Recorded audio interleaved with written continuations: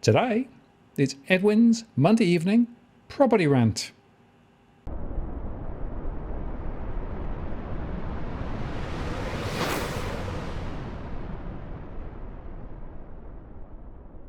Hello again, it's Martin North from Digital Finance Analytics, one that is post covering finance and property news with a distinctively Australian flavour. It's a Monday evening, and of course Edwin is with me once again. Hi Edwin, how you doing? Holy guacamole, Martin. If God's kingdom is being slowly liquidated, what's to come of the SMEs? Is there a hope or is there a prayer? Well, I don't know really. Let's put this one up. I don't quite, yeah. Yeah, it does look a little bit weird. Well, cost of living surges. Many charity organisations must be struggling with the rise of people's needs as the cost of living surge. Donations need to rise. Yeah, it makes you think of it, doesn't it? Look, it's just one of the things as I look at my daily charts for the firms that some of the firms that we deal with, and this just came up in one of my searches for Monday, and these are basically the daily companies, the companies that are come on for being liquidated, or they have they're in voluntary administration, or the liquidators have been appointed and so forth. And I thought I was reading through the list and I saw that, and I thought, dear God, if the kingdom's falling and crumbling under these economic woes, I'm telling you, the real estate industry is next, Martin. I can feel it in my bones. Well, I must tell you that in my surveys, of course, I do, across industries, and I'm seeing quite a lot of stresses and strains. And the real estate agencies are up there in terms of just not getting the throughput, not just keeping the show on the road is pretty difficult. Mind you, they are not alone. There are other businesses as well that are also in some difficulty. Though I notice now that the insolvency practitioners are doing much better. Oh, they are. Look, I'll give you a story.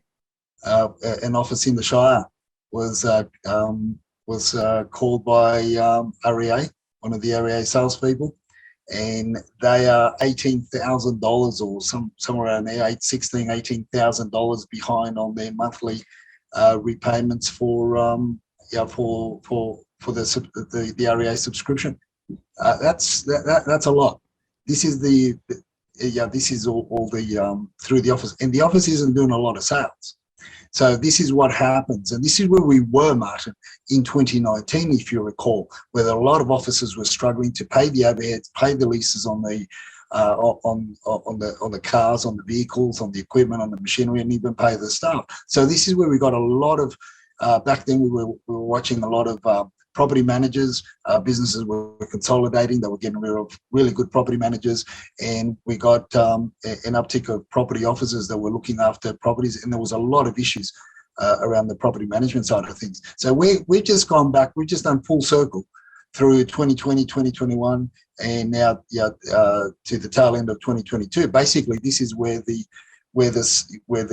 government supports and everything that dried up, and all the fanfare is really slowing down again. And as you said, the transactions aren't there, yep. So therefore they don't get the commissions. Therefore they can't run the businesses. So this is just anecdotal, but it's the rumours that are going around now. And if one of the major franchise offices in the Shire is feeling it, I'm sure the independents are feeling it even more. So I can feel it in my bones, Martin. The real estate industry is certainly going to feel it moving forward, and first, second quarter of 2023. But hold everything. On the other side of the coin, we've got fungal and FOMO, as we spoke about last week. My God. Yeah. God, what happens what happens when they combine? Armageddon. you can't get a bid in. You just can't get a bid in, and it's really tiring. But it's interesting watching the look. I speak to the to the participants, the people that register. Try to speak to them beforehand. I've got to be careful what I say, beforehand, because obviously due to our regulations, I can't be seen as colluding or anything like that. But look, you get to meet them, you get to see the people as you travel around, and I also speak to them afterwards, and to the ones that you couldn't catch up with beforehand, and it's interesting. And the common thread is this fear of not getting a loan, and therefore collectively it's I guess it's a fear of missing out, because you're they feel they're not going to be able to get that loan over in the next 3 months, and the indicative loan approval is going to expire, and they're not going to be able to meet the new serviceability requirements. So therefore, they're not going to be able to get a house. And it's the common thread in all this is, look, it's just as hard to rent. So we're going to take our chances in buying rather than renting and being tossed out of the area that we need to be for our family. No, it is very interesting, Edwin, and the borrowing power is being reduced. But if you've got one of those earlier approvals from the bank, it's got a sort of a time limit on it, and effectively, if you don't find something that you can transact with within that time limit, then you've got to go back and start again. And that's the reason why a lot of people are saying, "Ooh, I better do something quick if I'm going to do anything at all." And as you say, the rental store is just horrendous. So you've been doing the rounds and getting the feedback.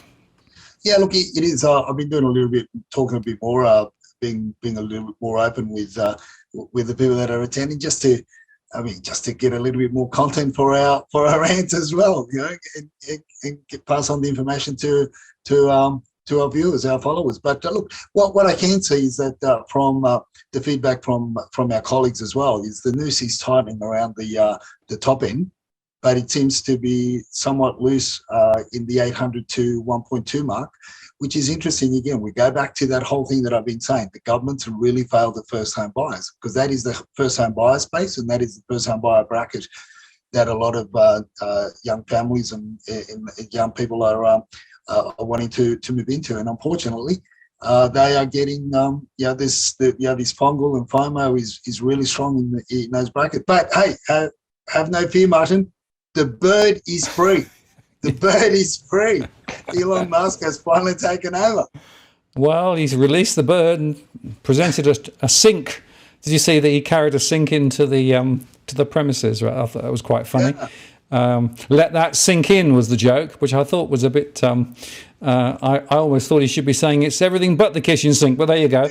But of course he's now saying, well, I'm not going to let anybody back in for a little while. I need to think about moderation. So we'll see what happens, but it'll be very interesting to see how Twitter migrates. But of course, a lot of people spend a lot of time tweeting about property on Twitter, don't they? I think some people got too much time to be on their hands tweeting about just property. And this is the interesting thing, Martin, that it's, you got to do the background research. It's novel, but it gets boring after a while, particularly when you don't put up the background story or what's really happening. I mean, there was one post over the weekend that went absolutely. I was going to say feral, but it was absolutely on fire, and that was 13. What was it? The address. Evades me, but it starts with a 13. But it was a dilapidated home, a deceased estate over in Marrickville, and it got sold for $1.3 something million. And people were jumping up and down and talking and saying, look at what's happening in Sydney. That listen here, take a deep breath, but you only have to. You don't have to go past the real estate agent's ad to note of the different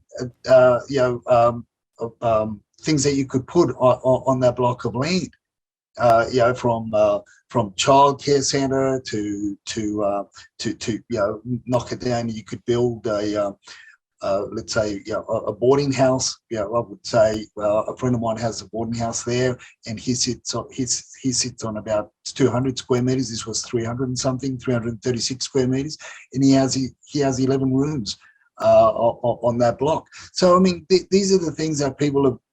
They just see something, and then somebody posts something on Twitter. This is insane. This is a crazy world. Blah blah blah. Without doing the background research, and like I said, it's novel at first, but then it just gets really down boring. Yeah, I agree. But not boring at all. Are your home movies of your trip around the weekend? And we might have a quick look at some of these because they're actually quite interesting. Right, the first one is an open house. That's right. Look, the first one is an open house. It's an interesting take on. Again, this is going back to that price bracket where fungal and FOMO come together, and it becomes novel. But also understanding the fact that a lot of people know that the market's dropping, particularly in the Winston Hill, Morecambe Hills areas, and it becomes novel because of appealing, and you get a huge crowd because the back end range on domain and real estate that the agents use is really relatively lower than what the vendor really expects, which is part of the thing that that fair trading need to police with regards to to underquoting, because when you search for properties and you put your range in and it's way below, you can so it attracts the wrong crowd, the wrong group of people, in my opinion. But there was nevertheless what we saw, Martin, in this particular open house was 40-50% of the people were young people were accompanied by their parents. Yep. So it's the bank of mum and dad is somewhat still very active. Yeah. Well, I see that in my survey. So the volume of transactions is falling, but interestingly, the average amount that the bank of mum and dad is now handing over is continuing to rise, and in fact, it's knocking on $100,000 on average now, which is a big amount. Yeah, well, it is, and when you start to consider and take into account the fact that we got up to the 1,500,000 to 1,600,000 in Winston Hills. Similar homes and similar properties are now down to your 1.3s and still dropping. And if numbers keep on tracking upwards in that region, which I believe will, because it's pretty much a retirement village now, and so there's a transition. The older, the empty nesters are wanting to sell. They haven't been able to, but now they've really got no choice, because a lot of these homes are very big, but they're also very, very dated. These are subdivisions that were built in the late 70s, early to mid 80s, and now they've come to that era where they need to be updated and upgraded. And at the end of the day, if the young ones have left, they've become adults and left. I mean, do you really want to spend anywhere upwards of $150,000 to renovate a large 4-bedroom house when you're thinking about retiring? These are the questions that are happening. So these I'm seeing a lot more listings coming on of that nature. But at the same time, I'm also seeing the property values drop. They're still a little bit higher. But so that's what's happening in that part. So that's where fungal and FOMO, and this particular home was a deceased estate. It's in original condition. It's got its flaws, but it attracted a hell of a lot of people. Something like anywhere between 35 and 40 groups of people attended that open, created chaos on the street. Very good. Now let's go on to Blacktown then. Will Blacktown disappoint, you ask? No, Blacktown's not disappointing, and we're going to also talk about Blacktown in what's wackier than a conspiracy theory. Look, again, this was interesting. Once again, this is where I did get to speak to a number of the participants at this auction, and there was something like 8 registered bidders. A house down the road, this was number 55, number 23 down the road, which is a much bigger house, renovated, just sold 2 weeks ago for $1,060,000. And this house is 1 bedroom, 1 bathroom smaller. The yard is a little bit bigger. It's not, it's pretty much in the original state. Needs an uplift in terms of the wet areas, because there were signs that that the shower recess areas were already failing. The waterproofing was failing. So the individual that bought this will need to spend around 125 to modernise it and get up to speed. But interesting, as I said 2 weeks ago, number 23 sold on the same side of the street, sold for $1,060,000, and this one went for $1,085,000 or thereabouts. So, and my understanding is that the buyer was prepared to pay 1.1 for it. Again, this is the dilemma that people are facing. He had issues with his home, wanted to transact beforehand. Was missing out on certain properties that work odd hours, all sorts of things. So they really wanted to be into a property before the end of the year. So with 4 children and so forth. So, but that was his story. That was their story, and there were other stories there around that loan tenure and fear of not being able to once again get that LVR that they're looking for in order to get into the market. Yeah, and as Dusty, I think, said, does this look like a tanking property market, huh? cheeky girl. Cheeky girl. Spruiking the market, Dusty was. Spruiking the market. Oh, dear idea. Well, what can you say? She obviously has a very strong opinion about what's going on, but there are a lot of people. Yeah, well, the thing is, it's in the price bracket, which is still attractive to a number of people. And look, Blacktown has a lot going for it. In terms of the demographics, in terms of the facilities, in terms of what's there, and again, the property itself sits close to desirable schools and so forth. So it was an interesting thing. Yeah, but Dusty, she just wants to spruik the market, the cheeky thing. Well, let's go on to another one in the same sort of area, because this one had a slightly different flavour to it, didn't it? Oh, my mate Tom, he was so deflated. He was like, you got hit by a locomotive. It was. This is again. We're going to share a little bit more about this one in the what's wackier than the conspiracy theory. Well, that's it. There's your other side of the coin, Martin, where a little bit further away from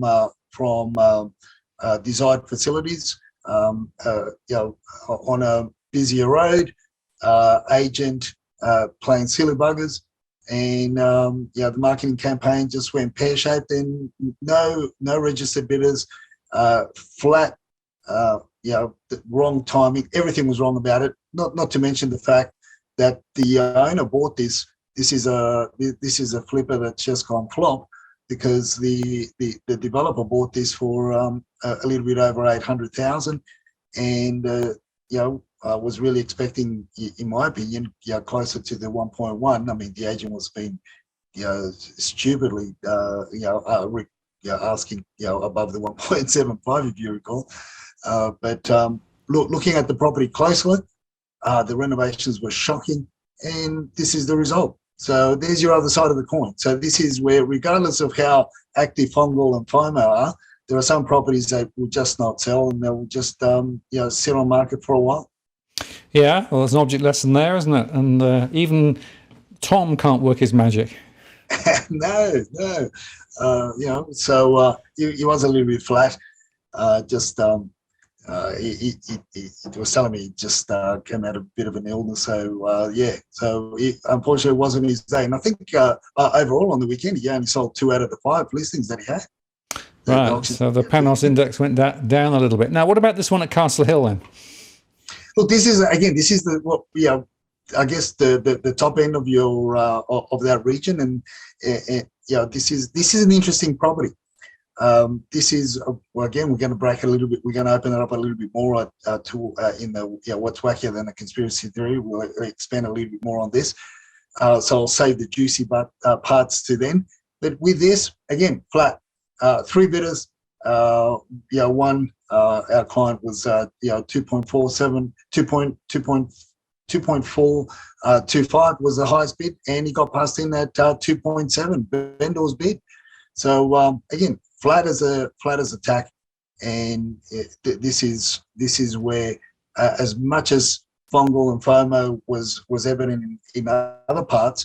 I guess one of the downsides to this particular listing was the fact that they held the auction in-house, which I thought, if you really want to achieve that higher price, you really got to have the auctions on site, and you got to have it on the Saturday where the auctioneers can tap more into the FOMO and that energy that you and I talk about, the psychological false hope and energy that they create in order for people just to pay silly money on the days of the auctions because they get too emotional. Right. So this was basically off-site, down the road in the auction rooms, which means you've got to make a special journey to go there, right? And sometimes maybe parking isn't as good, and all those things sort of can be barriers. And as you say, you don't get the same fizz, do you? No, you don't, and you went fuzz. You don't get the same fizz, and the auction went fuzz. So it was, that's again. So there's your other side of the of that of fungal lymphoma again. So, but look, it just goes back to what you and I talk about. People are buying properties and they're paying over the odds for very specific reasons, personal reasons. Yep. And there are others that are sitting there and not making it because people are also educating themselves a bit more, and they're also conscious of what's around the corner. Is the economy going to get better? Isn't it? When you start talking about the budgets and wages not going up for the next 2 years, and energy bills going up by 56%. And so forth, and the cost of living just going up. I mean, people are starting to sort of take a step back and breathe a little bit more before they step into that ring. Well, absolutely. So it just shows that you can't talk about averages, you can't talk about overall trends. You have to get granular and understand what's going on locally. Well, let's just move the conversation on, because the old WeChat chatters have been a little bit vociferous actually in recent times, haven't they? Oh my God, Martin. Welcome to Mao 2.0. Many are saying over in China. So this is, it's, we said, we called it. When we spoke about Xi becoming El Supremo forever, this guy's going to live forever. So this is it. It's going to be very, very interesting. If you look at that tweet, a lot of the people there are saying in China, WeChat chatters are saying the economy is on a steep plunge as the state turns its back on the private sector. So Xi's policies at the moment are to basically focus on the industries that are basically controlled by the CCP. So the private sector is in direct competition with the CCP, you could say. So that's they're at odds. Obviously, Xi is really focusing on what's owned by the state or the CCP, and they're going to be pushing to basically bolster that side of things, which obviously means that the Chinese economy is really on a steep plunge to a bottomless pit. Many are saying there, and because of this, as I said, the Mao 2.0 scenario, because of the what's happening around it. Now, the interesting thing there, Martin, is that also over the weekend there was lockdowns happening in some of the major cities, and I'm talking about big lockdowns. And there's the narrative is strong once again around a zero COVID policy, which is crazy. This is the reason why, again, they're locking down. Now, how does that affect us? Is the interesting continue to affect us? Obviously, supply chain issues.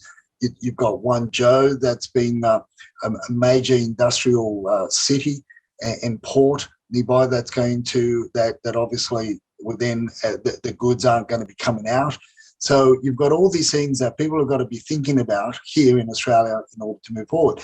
So from the mainland Chinese side of things, obviously they've decided, a lot of them are saying that they're not going to put the local properties on the market, which we were expecting to see a lot more apartments come on the market over the next the next 6 months or so. But that could change. So they're obviously trying to keep the money out. And there's a higher urgency with the very high net worth individuals to try and get out before this, the grip keeps on getting tighter and tighter. Now, at the moment, it's I'm taking that as hearsay, but my understanding is that there was a pathway from where Vietnam borders onto China, where a lot of people were taking that as the route out of China, and my understanding is that They've built a bigger and longer wall than what Trump did back in the day, across the Mexican border. So no one can come in and out or through there, or it's very, very hard. So as much as they're tightening it, but again, I say that if you're very, very wealthy and you're connected with the with the CCP, you still got your military connections there. Well, obviously, some funds are going to go out. And it doesn't take a lot to really, as I say, our market isn't that big. But for now, everything's frozen. It's just a wait and see, and I think it's going to be like this until early next year. Yeah, very interesting. And the constant lockdowns, continuing lockdowns, is really going to have a significant dampener. One of the reasons why the iron ore price dropped at the end of last week, and that's put a lot of pressure on some of the resource companies here in Australia, because of course demand will it'll dissipate. So interesting. Yeah, and I guess the tertiary educations here are also going to be going through a ongoing pain. Although the invitation's there for students to come over, but the thing is right now everything's really locked tight there, but who knows? Next week could be a whole different story. It does change, doesn't it? But what's this about joining local WeChat chatters? Getting your spies in there. Well, apart from the investment groups, now look, Dusty and Evan have just joined 2 or 3 groups, of WeChat chatter tradies. They're in one group. They got invited by the head of the group. And there's about close to 500 members, and they're all majority of tradies and 2 cats. So now we've got, and the other group I think has about 275 members. Look, we've gone down this route with because WeChat is a very, very very strong platform. It's a great platform when used properly. I guess the abuse comes from the control that the government has over it and over the people. But hence the reason why Elon Musk wants to go down that route as well, not to control, but rather to expand what Twitter can do with regards to transactions, creating the groups, being able to chat, all the synergy that can go on in there. So we've extended our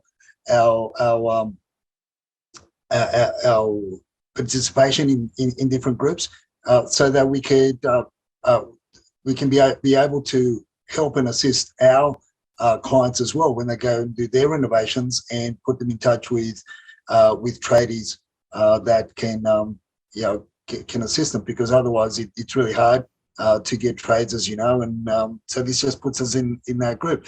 But the interesting thing, Martin, is that we have spoken about a while back, I think, even before 2020, and this is how other than the fact that a lot of the traders are getting cash on hand for the day's work that they do, but a lot of the transactions that people are able to do with WeChat, and obviously it's the Chinese community, the Asian community that use WeChat here in Australia, predominantly Sydney, is that they're able to pay through WeChat wallet, and the tradespeople receive that money not in the bank account here, but in the bank account over in China. So I'm sure the Albanese government would want to have a look at what goes on through that, and it's interesting how money that doesn't evades our tax office, I guess. You're saying our borders are more porous than you might think. I'm not surprised, but it is certainly very interesting. And it just shows you how embedded some of these online systems and processes are for those in the know, isn't it? Yeah, it is. But isn't that one of the reasons why they also want to introduce digital currency, globally anyway, to stop all this from going on? And so that's of course the point, trying to get control over something they've got not control at the moment. But as we've discussed before, there are consequences. Well, talking about consequences, one of the big consequences of all the floods is big discussion about what to do in those flooded areas. Do you move people to higher ground? Do you give them compensation? Or, but you actually went back to the source, didn't you? Well, that's it. Look, if Albo and Dom want to do, they really want to do something. Let's start taking these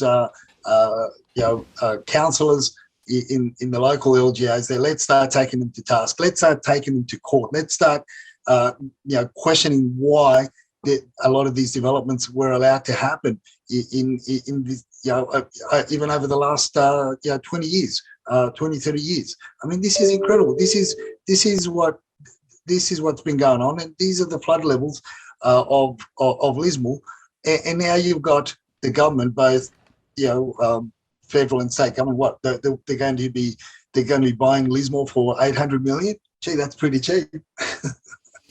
Yeah, so I did the sums there, and if you divide it by the numbers of properties impacted, it's not particularly generous. But it's interesting, of course, because now there's some people are saying, I don't want to move, I want to stay where I am, help me sort of move the property up higher. Other people say, I just want to get out, just take the property off me. But going back to root cause issues, right, the seeds of this problem were laid through the planning systems and processes that were actually completely corrupted. Right. And then you've got your Muslim Parks, you've got your Schofields, you've got your ponds, you've got your all these areas, your Jordan Springs, all these areas that have got similar issues and will continue to have ongoing issues.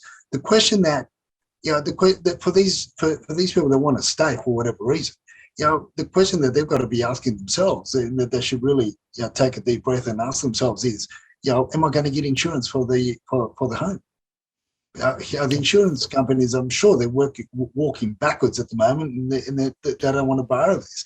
And if they do, I mean, from what was it 20? What was going on in 2020? Some policies went from 5,000 in some cases to 30,000. I mean, that's insane. These are homes, and what do you value the properties at if you want to sell it, and if you can't get insurance, or if the insurance policy is going to be, the premium is going to be $30,000 per annum. Yeah. This is the stuff that people have got to think about. I mean, it goes but as I said, I pay good money. I pay good money to watch the prosecution cases against the councillors that allowed this, and they should be able to, the government should be able to look at the councillors retrospectively and take them to task. Councillors over the last 15, 20 years. I'd just like to know, who made a fortune in brown paper bags in that region? What local LGA or news agency made a killing in brown paper bags? Well, that's right. And unfortunately, I think the system is still such that planning decisions are much more influenced by who's got the money and, in what circumstances you can push it across and under the counter. It's not squeaky clean by any means. And, in a way, the PM or, the Premier saying we don't want to build on floodplains, right? Well, that's easy to say, but you've got to understand the way decisions are actually made in practice. Unless you change the culture and those processes, you ain't going to fix this. No, and this goes back also to the million, let's say, to the million homes that the government wants to build, let's say outside of the private sector, to so-called deal with and address the issues of affordable housing and the rental crisis that we're going through. I'd like to know, what are they going to build and where are they going to build it? Yeah, well, it's interesting because, of course, if you look over the last decade, more than that number of properties were built, right, in the normal course of events. So in a way, it's a Scotty from marketing spin, right? It's just we were already doing that anyway. So what's new at one level? But it makes a good headline, I suppose. Yeah, and this is somebody asked me on Twitter, where do I think these properties are going to be built? First of all, I say, look, in my opinion, they're going to be building the corridor between your let's say your Blacktown or Kellyville to on Richmond, Windsor Road, going further west. and you're going to get pockets with high-rise development in flood zones, and the other corridor is going to be from your from Liverpool down down to say beyond Campbelltown along there, and again you're going to get you've got in floodplains and other issues that you've got down there as well. So these are your corridors. But what are they going to be building? I can tell you that I don't believe that there's going to be no 1/10 will not be freestanding homes. I would say that the majority that they're proposing to build will be apartment developments and high-rise developments that will just turn into ghettos. You only have to look at historically as to what happened, with your Tregears, your Mount Druitts, your Leppingtons, your all these areas that were just clusters, albeit they were freestanding homes, but they were the affordable housing section, or back then the housing commission, that were just building clusters, and it's this whole thing not in my backyard. So obviously this is going to be a push for further west, further northwest, and south and southwest regions where there's no infrastructure, and really it's fraught with a lot of issues. Again, it goes back to this whole planning policy and this not in my backyard group of people that don't want medium density development, small to medium density development in established areas that I often talk about should really be considered. I mean, they're talking about making some areas of Sydney that have a high concentration of fibro, asbestos riddled homes, make heritage listing them so that they won't be able to be knocked down. I mean, are they insane? Probably, yes. And it's interesting, the ABS came out with some statistics today. 147,000 properties, new properties, residential properties were built over the last year. 147,000, right? So that gives you a little bit of a sense of where the benchmark is at the moment. But if you look at the mix, a higher proportion of high-rise rather than, not.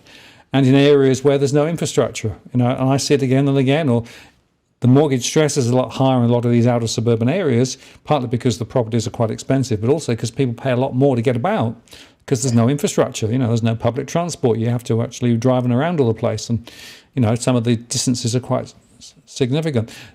This is not being thought through again. It's just basically another headline, and it's another sort of finger in the dike trying to fix a bit of the problem rather than the real problem. It's going to fall flat in its face ultimately, I think, but I'm afraid it's the same old, same old.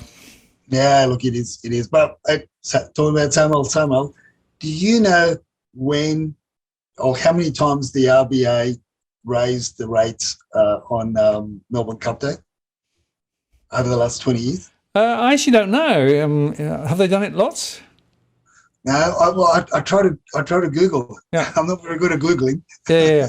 I mean, my recollection... was they did it once a long time ago, but they don't generally. And of course, over the last few years, rates were going down.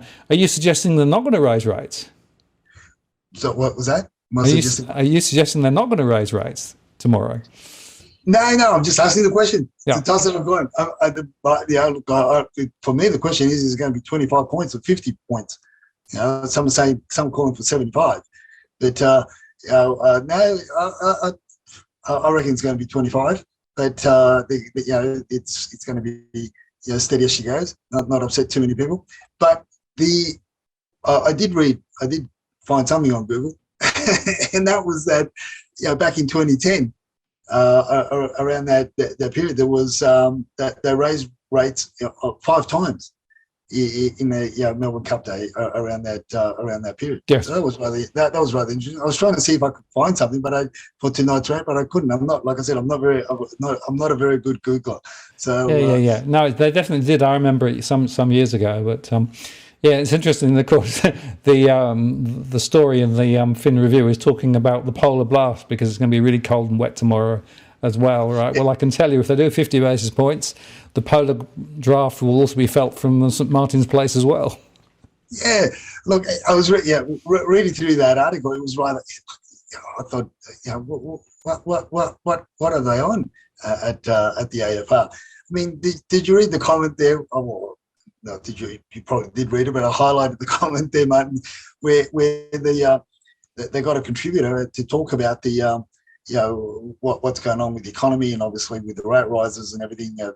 But could have asked a better person about what hope people, what the things that people are facing, and what hope do they have in the future should rates continue to rise, and what are they facing now? I mean, we got this. Who was it? Let me get to it. Brian Fry, Chief Executive of what is it? Winemakers. Yeah. Pernod Ricard Winemakers, who owns the Mum brand, acknowledged that the successive rate increases were starting to bite. You might have to change your mix of champagne. Wow. That tells you the dichotomy, or the chasm between these writers. And this is what I keep on saying. Even these so-called property reporters, when they talk about, are they talking about fiction or reality? I say, I often rebut them on Twitter, on their posts, and I say, look, the real story is, not the high price, but the real story is how much it was underquoted by, or things like that. In this case, I almost fell off my chair, mate. I almost fell off my chair. I mean, I've got to think as to how I'm going to buy champagne. I don't really like champagne. I would have palated this a little bit better. How are we going to buy tequila? Moving forward, the novel ways of buying tequila, or something like that. But that was incredible. But I can tell you how they're going to do it. It's going to be through Twitter, Martin. It's going to be through Twitter. I put it out there in April 27. My tweet was out there. Tagged Elon. I know what you're doing, buddy. You just want to go. You just want to be, Sina Weibo, which is sort of a baby version of WeChat. And what is he talking about now? Turning Twitter into a WeChat. Yep. Yeah, obviously he saw your tweet and thought he better go on with it. But I love the little comment there. I'm now going to buy Facebook and delete it. Well, he doesn't have to buy Facebook now because if he turns it into a mini WeChat, that's it. Facebook is dead. And you can also transact. I mean, this is what Dusty and I were talking about back then in April with what the motive was going to be for Elon and Twitter. Look, it's good luck to him, and I hope he achieves that goal, because WeChat is a very powerful platform, other than the control that it has over the people. But if it's used properly and wisely, and you could do a lot. You could do a lot, and I hope it does. So look, that's how you're going to create shops online, and people are going to be able to do that side hustle to get out of debt and to be able to cope in paying their energy bills post the end of the year. Well, I think it will be interesting, and certainly the concept of a unified app where you can do pretty much everything you want to do, is what WeChat ultimately is, everything from payments and, other things too, which would actually be a long way further down the curve than where, Facebook or Meta is. And of course, Meta's now spending vast amounts of money trying to create this three-dimensional universe. And of course, its results were pretty poor. So it'll be interesting to see. I think there's interesting developments ahead. So, but as you say, in a way, WeChat is, the paradigm that probably some of the Western entities will want to follow. The other look, going back to Meta. I mean, what Mark Zuckerberg is spending, $36 billion? Yep. Just through piss that up. Yeah. I mean, think of that number. Piss that up against the virtual wall.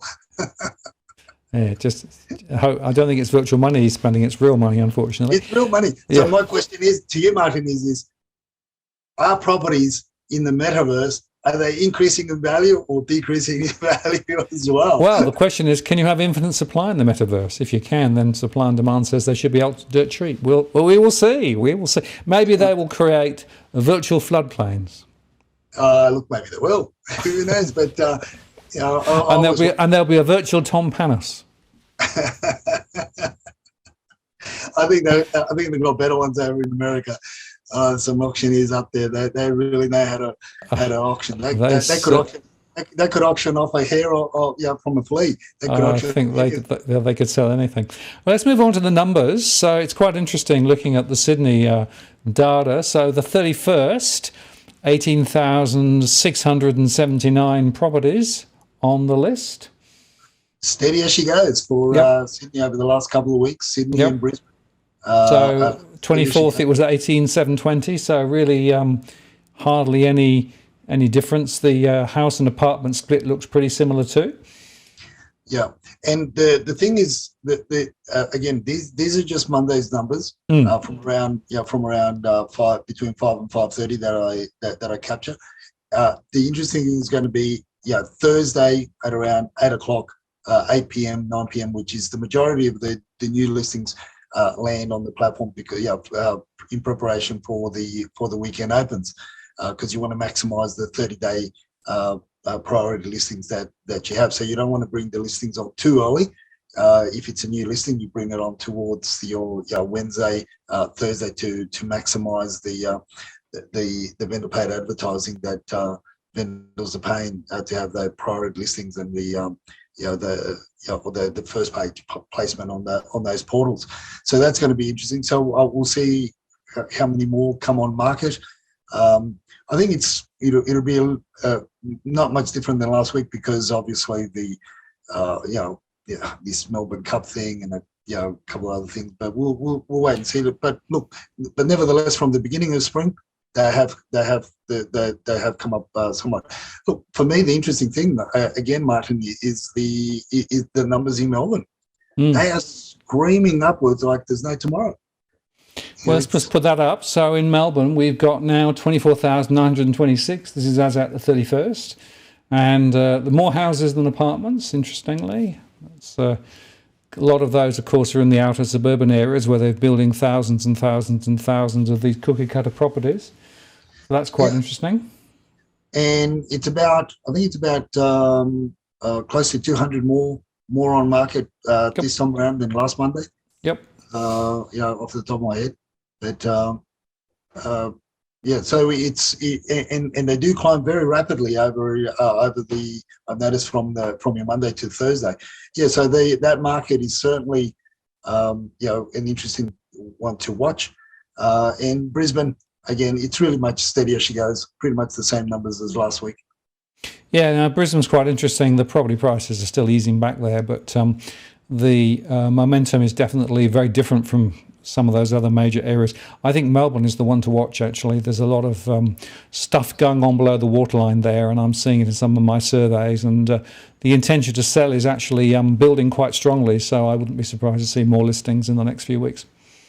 Yeah, look, it will be interesting to see how we cope over the next couple of 2-3 weeks as well. Yeah.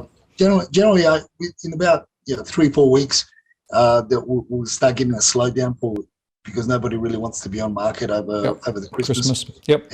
Or settle. And let's not forget that lawyers and conveyancers go on holidays, so really not a lot gets transacted or gets settled between the 1st and the 17th of January because you've got law firms and conveyancing firms basically shut down across them.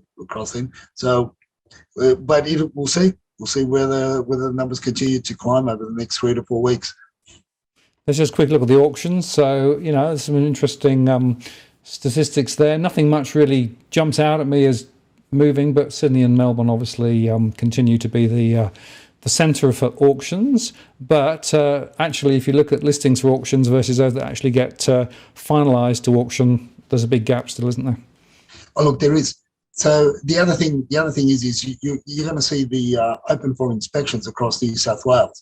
They'll climb to about anywhere between 22 to 24,000 by Saturday morning when I do a snap of that, just to put things in perspective, as to and to show people how auctions. Although the media and everybody makes such a big hoorah about the auction clearance rates.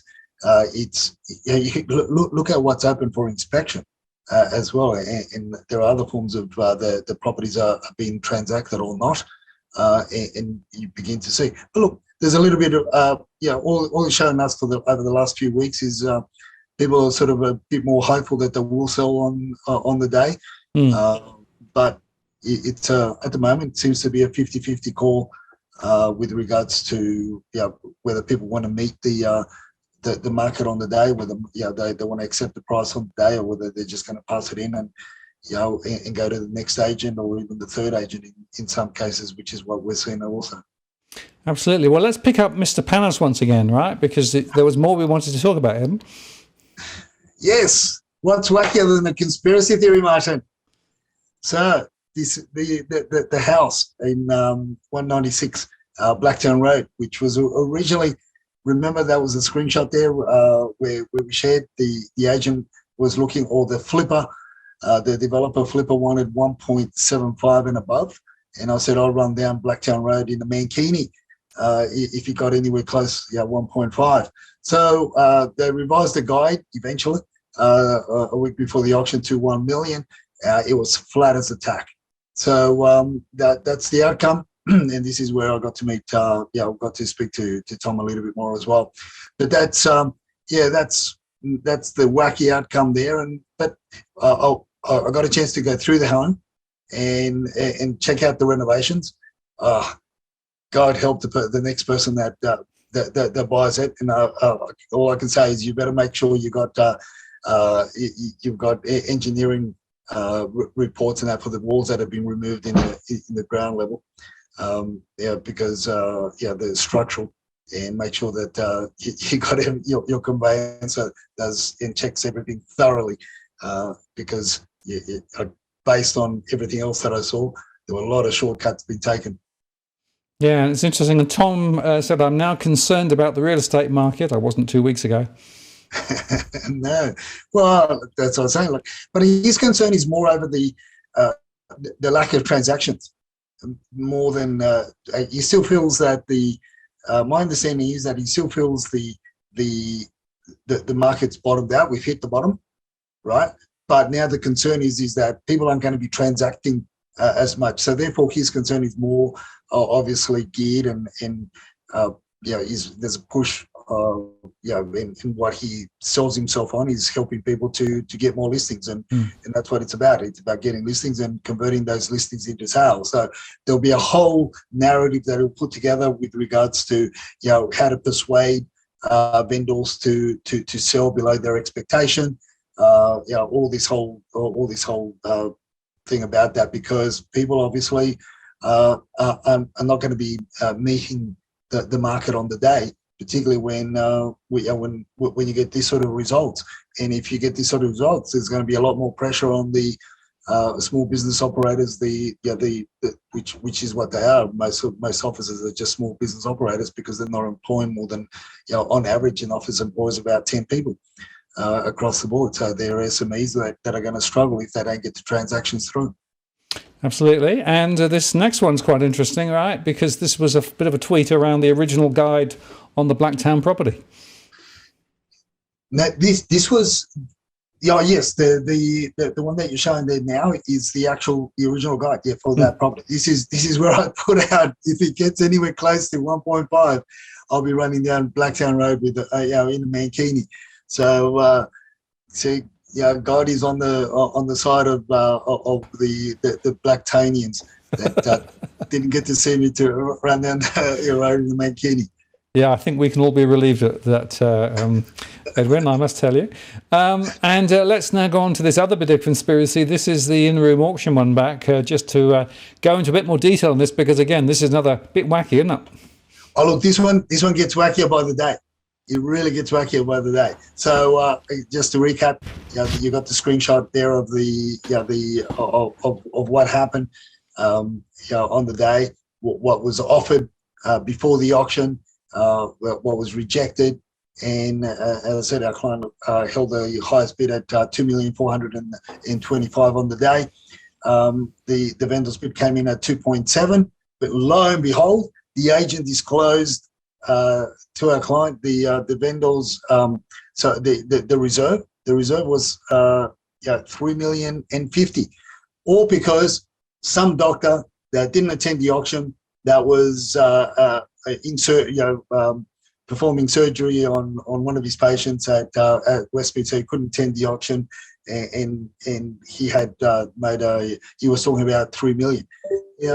A lot. As I said, not everybody is truthful when it comes to what they disclose to the agents on the day. You could blow wind up to you know what on the day, or you could just tell them to piss off. Well, but this is what happens. But they bought it and they believed it, and there was three bidders on the night, right? So there were three bidders on the night from now. This is it.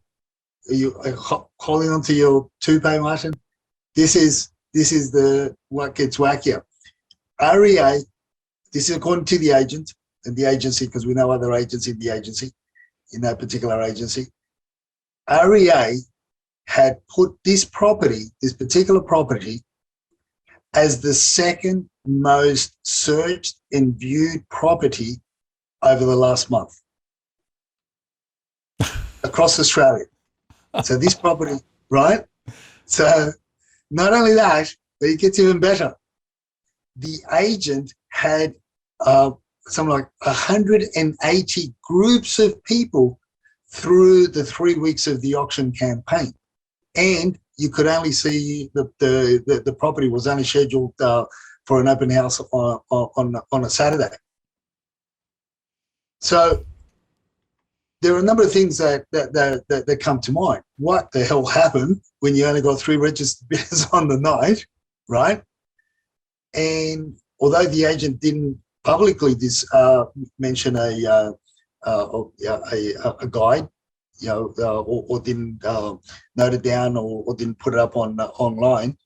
But you go back to the fundamental ways that a lot of people search for property, and that is when you do a search for property, you look within a price range that you request because you don't want to be looking at every single listing in the area, because it just takes too much time. You pick a specific price range, and that price range, in our opinion, was a hell of a lot lower than what they really wanted.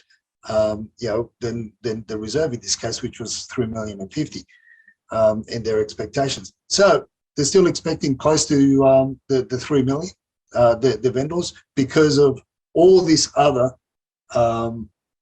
external factors that and this is from a reliable source within that agency, that this property was the second most viewed property in all of Australia over the last month. Mm. Well, it shows that a swallow doesn't make a summer, right?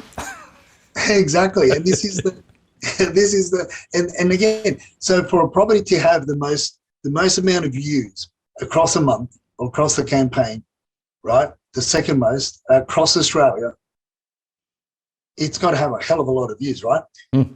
To have 180 people and to only have 3 registered bidders, well, there's your other side of your fungal and FOMO as well. Yeah, absolutely. Very good. Well, now you also caught up with Mr. Panos, and you got me a bit intrigued now. I'll give you a clue, Martin. Might be involved. What on earth is going on? We're all going to be running down Blacktown Road in a mankini. No, I take that back. It was Wollongong. We're going to go down to Wollongong, one of the beaches there. We're going to run across one of your biggest beaches down there in a mankini, chased by Dusty and Evan and your dogs. Well, make an interesting video.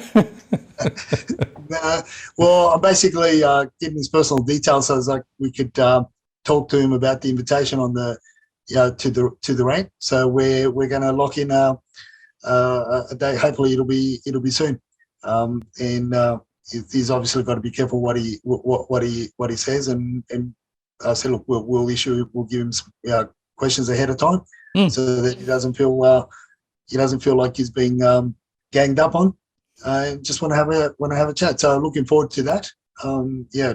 As I said, Tom is a very on the other side. He's a very generous fellow, charitable, and he and I participated in some charity things over the past, and we raised a hell of a lot of money for cancer research and the like. So he's had a lot to do with that. His brother died 3 years ago, cancer and other things, so other elements, and Tom's a cancer survivor himself. So so we got chatting, and hopefully it'll happen very soon, Martin. Well, I look forward to it. It'll be very interesting, and we can get the Tom Panis index from the horse's mouth, as it were. That's it. That's it. We'll see.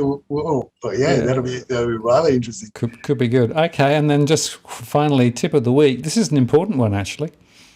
Yeah, with all this fungal and FOMO going on, I thought go back to one of ours. And there's my Twitter handle there, and I put a whole series of videos that I took on Saturday of the different properties and the different areas that I look at. Even though it was Saturday, I normally do that on private inspections, but I was able to do take a few videos of some of the shocking renovations and some of the stuff that you see around and renovations without council approval, extensions to homes without council approval, and asking the agents as to if they have the occupation certificates, and if not, why not? Why are we on the market without disclosing all that sort of stuff? So there's a whole series of videos that I posted under my Twitter handle. If they want to go to that, there's about 4 or 5 different videos that I post on that, although the screenshot only shows 2. And I do a little bit of a commentary so people can see. So look, if you're going to go and inspect the house, forget about all the shiny, all the clean rooms and staged areas. Try and get under the house. Open the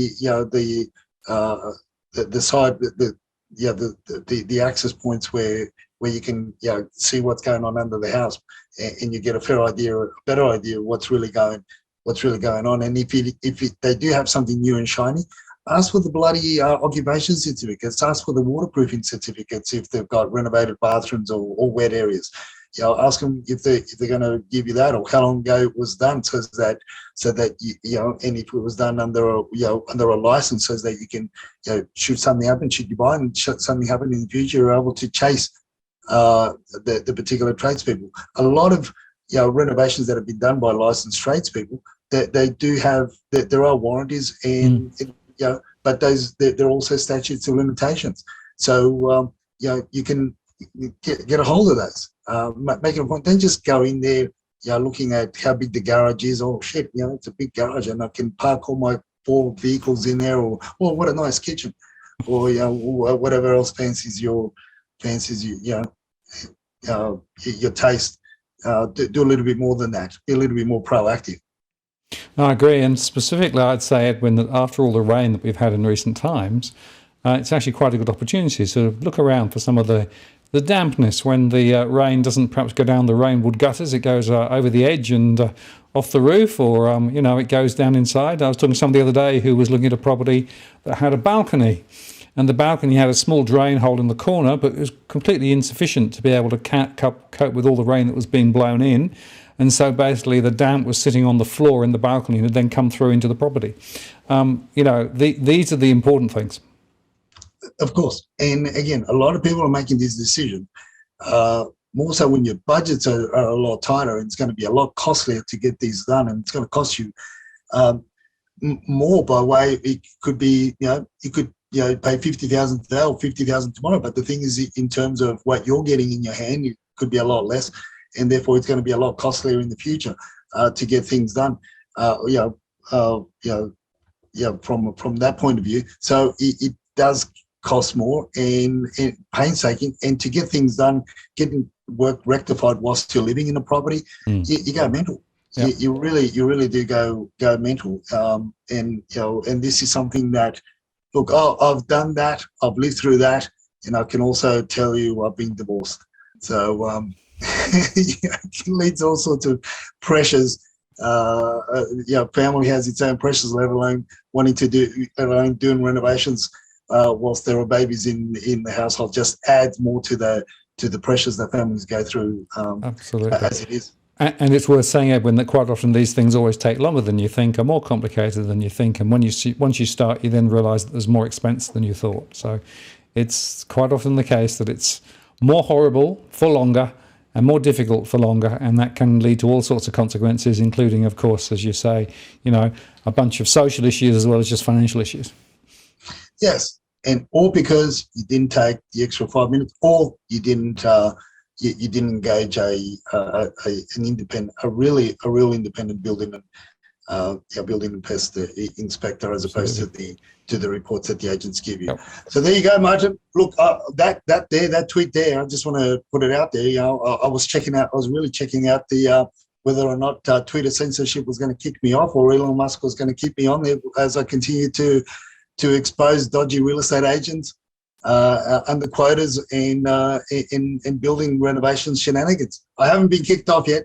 I can say that. So yeah, well, that's good. Well, he's still obviously not moderating you yet. So keep at it, Edwin. Keep those Twitters going, because it's an important channel to encourage people to look more thoroughly at the property that they're going to buy. And as always, thank you very much for your time and your expertise tonight. And we'll do it all again next week. And I'm still shuddering slightly at the thought of a Mankini run down Wollongong Beach. So I think we can put that to one side and forget about it. Bearing in mind, there's a polar blast coming.